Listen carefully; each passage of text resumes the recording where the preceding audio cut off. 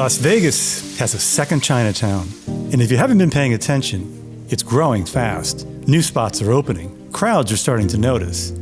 Welcome to Let's Eat Vegas, your guide to the good, the bad, and the delicious. I'm a chef and former restaurant owner. Today, we're starting with a dish that tells you exactly what kind of place this wants to be. This is Chinese barbecue pork, char siu, one of the first dishes I want to see when a place says roasted meats are part of the foundation. Chinese barbecue pork goes back centuries, rooted in Cantonese cooking and built around open fire roasting. It's one of those dishes that's just as loved in traditional Chinese kitchens as it is here in America. And when it's done right, you know it immediately. And this is done right. But before we go any further, where are we? Well, this is Gourmet Asian 888 on Rainbow and Warm Springs, in the area many now refer to as Vegas's second Chinatown. They opened not even a month ago, but already have 100 reviews on Yelp with a 4.8 rating. So this honey barbecue pork hits that beautiful balance. You get the sweetness up front, honey, a touch of pineapple, but it doesn't go too far. It's not candy. Then the 5 spice comes through, warm, slightly earthy, giving the pork depth. And right behind that, there's that subtle kick from the Sichuan peppercorn.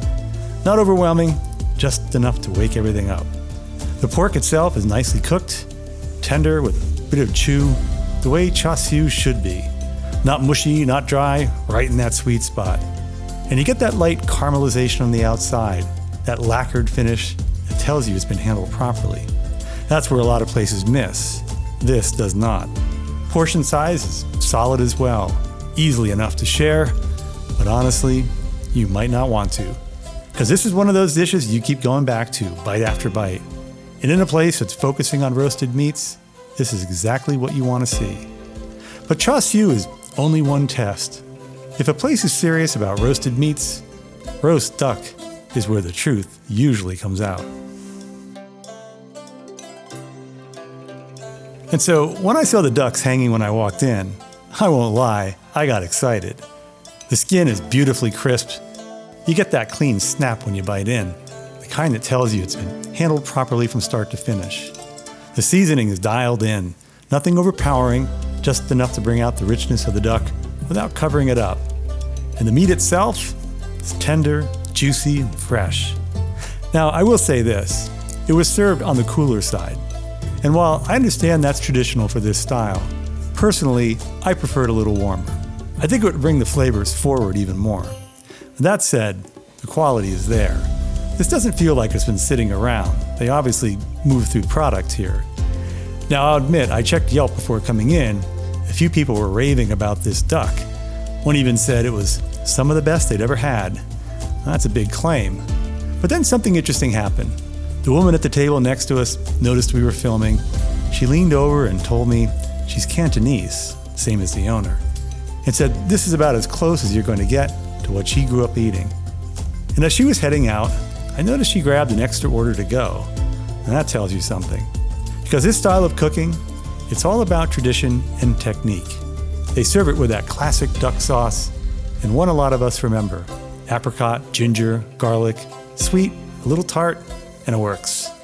But honestly, this duck doesn't need much help. So the roasted meats were already making a strong case, but the next dish took me somewhere a lot more personal. This is one of those dishes that takes me back. I grew up eating soft-shell crab in an Italian household, which wasn't easy to find back then. The crab, not the Italian household. My mother would take me on these wild goose chases, driving all over the city looking for it. This was before the internet. You had to hunt for places like this. And when we finally found it, it was always expensive. She'd lean in and whisper, as though my father could hear her from across town, "Don't you dare tell your father what I paid for this. He'd kill me." And I'll tell you right now, she would have loved this version. This is beautifully done. Light, crisp, and clean. The crab is a star. Fresh, slightly briny, that real ocean flavor coming through. The coating is just right, crispy without being heavy, with that clean crunch all the way through. And then you get the peppers on top. They bring heat, but more importantly, flavor. That salty, savory kick that lifts the entire dish. Everything works together here.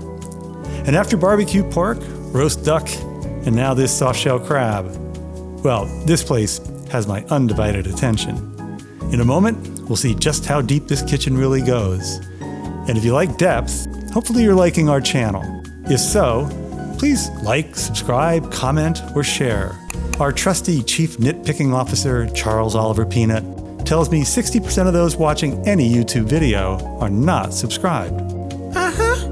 So consider hitting that subscribe button. A new table sat down next to us, and once again, they happened to be Cantonese. They peered over as our order of Hong Kong-style crispy noodles was delivered. They immediately jumped in. They told me they love this dish, but where they're from, it's common, nothing special. Then they paused and said, "But I've had it here and it's worth coming back for." Well, visually, it starts strong. The noodles come out shaped like a bird's nest. Crisp, structured, beautifully formed, light and airy. But what really makes this dish interesting is that it's having two dishes in one. At first, you get that clean crunch, the noodles crackle, break apart, and stay crisp. Then the sauce starts to work its way in, and everything changes. The noodles soften, absorb the flavor, and take on a completely different texture. Richer, more savory, more cohesive. Now you've got depth. Inside that nest, beef, shrimp, chicken, and even slices of char siu woven throughout, plus fresh vegetables. The sauce is silky, well-developed, seasoned right to the edge without going over. And the greens? Mustard greens, a smart choice. They bring a slightly sharp, almost peppery note that cuts through the richness and adds contrast. At this point, I'm starting to understand the near-perfect Yelp rating. Now, when a kitchen shows it can handle texture like this, I want to see what it does with something even easier to mess up. They offer this dish with or without the shell, but if you want it without the shell, you have to ask. Me, I have no problem with the shell. And as most of you can see, they're properly cleaned, slipped down the back, so there's nothing to worry about there. The shells here are delicate, almost like a soft-shell crab. Easy to eat, adding texture instead of getting in the way. And the heads, well, those are a delicacy. In China and Japan, they're prized. And it actually takes me back. I remember going to a well-known Japanese restaurant in Hollywood when I was younger. And every so often, the chef would come out, music playing, carrying a plate of deep-fried shrimp heads. He'd walk around the dining room almost like a game of musical chairs. Then he'd stop, and one lucky guest got the prize. The first time I got picked, I was a teenager and completely mortified. But I was told if I refused, it would be an insult. So I ate it, and it was incredible. From that point on, I wanted to be the one he stopped at. And these bring that feeling right back. Honestly, some of the best I've had. Fresh, clean, perfectly cooked. The batter is light, the shell is crisp and easy, the head's rich and full of flavor.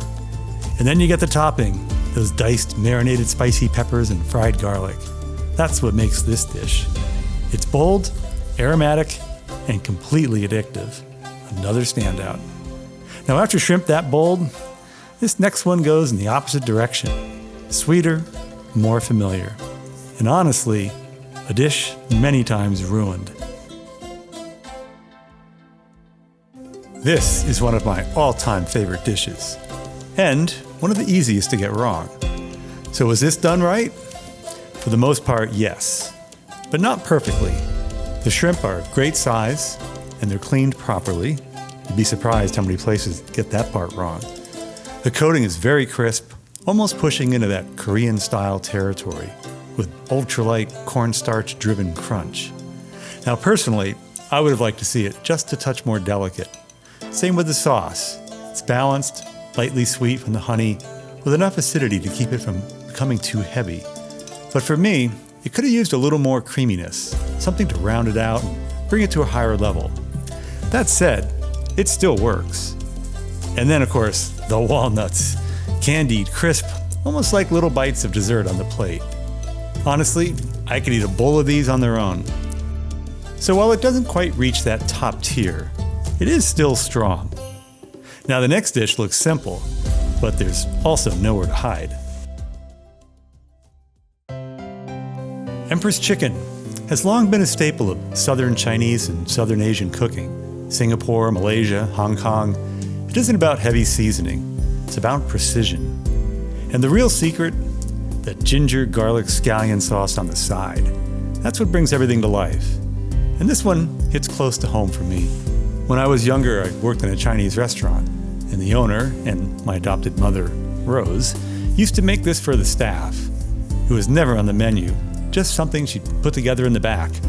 I told her she should serve it to the customers, and she insisted Americans weren't ready for it. Well, you see this dish everywhere now, and once you try it, you understand why. Here, they do it right. The chicken is gently poached, lightly seasoned with aromatics, clean, delicate, moist, tender, and handled with care. But the rice, this is what sets it apart.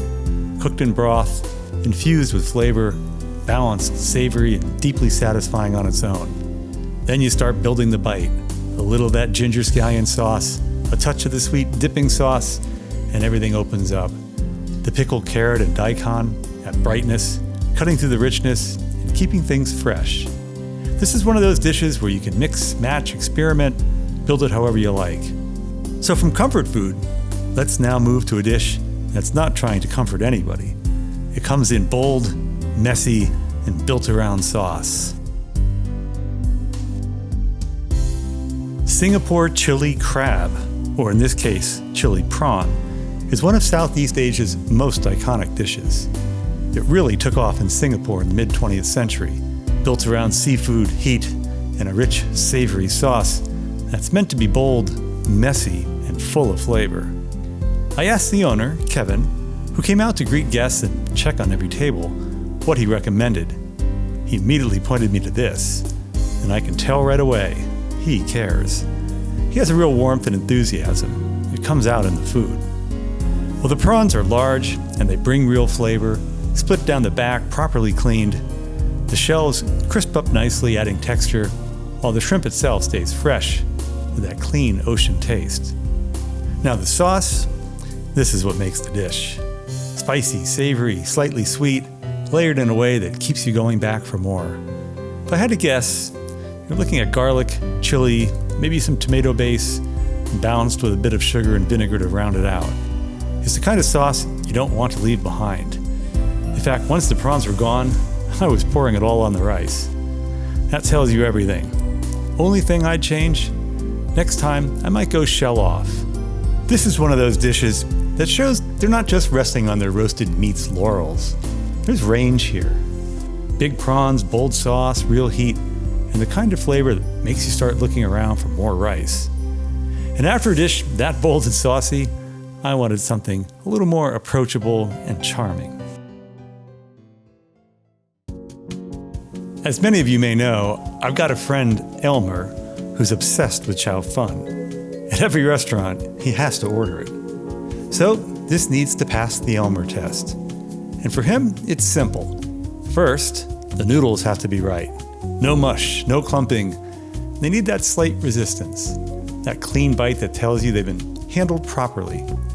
Second, you need wok hei, that breath of the wok, that subtle char you only get from a screaming hot pan and someone who knows how to use it. Without that, it's just noodles. Now this version, well, it checks both of Elmer's boxes. The noodles are right where they should be, soft, but with a little fight left in them. They hold together, they don't break down, and they carry the dish. The flavor is there as well. Good seasoning overall. I added a touch of salt just to bring it forward, but that's a personal preference. You've also got that light hit of white pepper, and that's key. It gives the dish that familiar backbone. Then the texture, bean sprouts, onions, both white and green, bringing contrast, crunch, and balance. And the beef? Honestly, it surprised me. Lean, tender, well-seasoned. So yeah, this one works. And when I get home, I'm getting Elmer on the horn to tell him we just may have found his new spot. So the wok work checked out. Now I want to see what they could do with soup. I heard a lot about this soup before coming in. Saw it all over Yelp, photo after photo. So at that point, I knew I was going to have to try it. And this is one of those dishes with real history. Wonton noodle soup traces back to southern China, especially Cantonese cooking. a staple that's been around for generations. Simple ingredients, but it all comes down to execution. Because when it's right, it's comforting, balanced, and deeply satisfying. Now here, the broth really stands out. It's rich, layered, built from chicken, pork, and pork bones. You can taste that depth right away. There's also something a little different going on. I'm pretty sure it's the mustard greens. They use them a lot here. And given my love of all foods German, you'll never hear me complain about any food that includes the word mustard. They bring a slightly sharp, almost bitter note that cuts through the richness of the broth and gives it character. It's not your typical profile, but it works. And the wontons are excellent. Good size, well filled. You get large pieces of shrimp and nicely seasoned pork with enough fat to carry flavor. The combination is highly pleasing. And then the noodles, very good. Not made in-house, but they hold up and they do their job. And that's really what matters. Because this dish is all about the broth and the wontons, and both deliver. All in all, a very good bowl of soup. Sesame chicken is one of those dishes almost everyone recognizes, but it's not exactly traditional. It really took off in the United States in the late 20th century as part of the wave of Chinese American cuisine designed to appeal to a broader audience, and it stuck. Now, I've always liked the flavor sesame brings to a dish. That nutty, slightly toasted note, it adds depth without overpowering anything. What about you? Let me know in the comments. Right off the bat, the dish stands out. The color is vibrant, almost glowing. Glad I brought along the SPF 30. But here's the thing. Looks don't matter if it doesn't deliver. And this one delivers. The coating is crisp, but light. The chicken itself, juicy, tender, and they're using thigh meat, which makes a difference. That extra fat keeps it moist and flavorful. Then you get the sauce. They make it in-house, and it shows. Sweet, but not overdone, balanced with just enough acidity to keep it from becoming overwhelming. You can keep going back for another bite without feeling as though it's too much, and that's where a lot of versions fail. But not this one. It's a familiar dish, but don't be put off by that. It's well worth your consideration. And now the dish I've been thinking about all along. It's one that announces itself long before it even reaches the table. You saw it in the thumbnail. We saved it for last. This is a dish that's always captured my imagination. The first time I ever saw it, I didn't even know what it was. I just knew I wanted it. Someone across the room had ordered it, and the aroma hit our table before I ever saw the plate. That rich, peppery, slightly smoky scent, you could smell it cutting through the entire dining room. And then it arrives, still sizzling, smoke rising off a hot cast iron plate, the kind of presentation that turns heads the second it hits the table. It's theatrical, almost like Chinese fajitas. You've got cubes of filet mignon tossed with bell peppers and onions in a deep black pepper sauce. And for the amount of filet you're getting here, the price is more than fair. Now here's where this dish usually goes wrong. A lot of places push it too sweet, but here, they do not. The balance is perfect. Savory, pepper forward, with just enough sweetness to round it out, not take it over. And fair warning, give it a minute. This comes out hot enough to do damage. You don't want to rush in and regret it. The beef itself is done well, but still tender. And that tells me something. This wasn't just cut and thrown on the fire. There's been some thought here. Likely marinated ahead of time, giving it flavor all the way through. The vegetables are also handled well. The peppers still have structure, not soft, not limp, just enough bite to keep everything balanced. This is one of those dishes that delivers both on flavor and experience. It's always nice when a meal ends with something that feels like a finale. And this is exactly that kind of dish. It comes out sizzling, smoking, turning heads before it even reaches the table. And after everything we tried today, this felt like the perfect ending. So where does this leave us? For a place that's only been open a little over a month, this is impressive. The roasted meats are the backbone. The char siu stands out, the duck is amazing, the soft-shell crab, I'm still dreaming about it.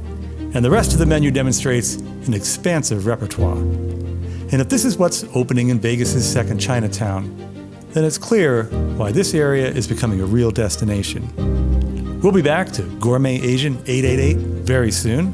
Who knows, maybe you'll see us there. And don't forget to tell them, Let's Eat Vegas sent you. Yes, that's right, go now!